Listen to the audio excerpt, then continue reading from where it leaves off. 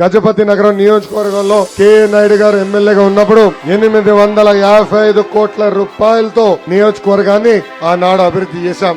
4000 టిట్కో ఇళ్లు కట్టాం. Degree college, junior కళాశాల, జ్యోతిర్రావు పూలే మోడల్ స్కూల్ కోసం నిధులు కేటాయించాం. అనేక బ్రిడ్జిలు కట్టాం.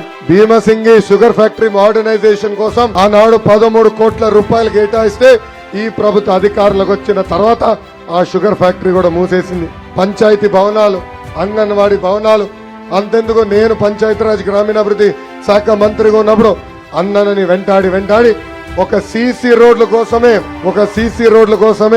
300 కోట్ల రూపాయలు తీసుకొచ్చారు. బీటీ రోడ్లకి 100 కోట్ల రూపాయలు ఖర్చు పెట్టారు. ఆనాడు తాగునీటి సమస్య ఉందని నా దృష్టికి తీసుకొస్తే ప్రతి ఇంటికి ఉచితంగా నీటి కుళాయి ద్వారా సురక్షితమైన తాగునీరు ఇచ్చేదానికి 80 కోట్ల రూపాయలు ఆనాడు కేటాయించాం. ఈ ప్రభుత్వం అధికారంలోకి వచ్చిన తర్వాత ఆ కార్యక్రమాన్ని కూడా పడుకోబెట్టేసింది.